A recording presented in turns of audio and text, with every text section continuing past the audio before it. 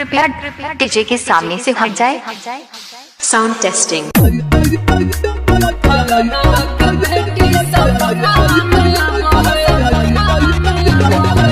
Music by Priyanshu Singh.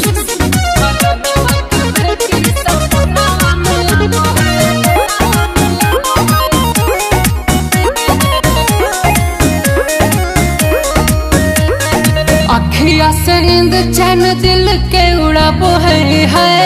अरे कौन है रे? लाजो अखिया से नींद चैन दिल के उड़ाबो है। फलनावा के बेटी सपनावा में आबो है। कतिला नया दपति बहाना बनाबो है। फलनावा के बेटी सपनावा में आबो है।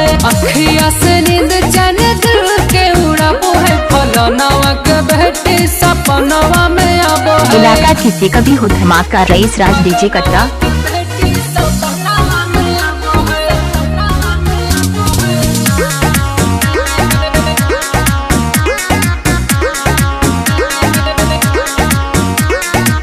भाव बड़ी खाती है दिल को लुभाती है। नखरे दिखा के हमें पल पल सताती है। भाव बड़ी खाती है दिल को लुभाती है। नखरे दिखा के हमें पल पल सताती है। हंस मुस्का के करे जकुह का वो है।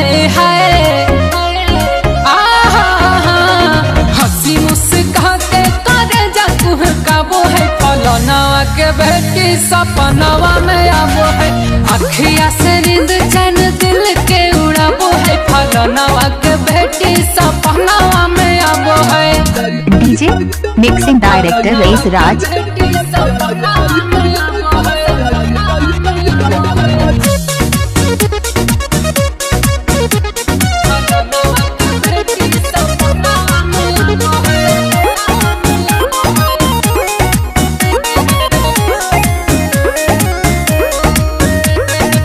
चलती है चाल जैसे चलती है रमिया।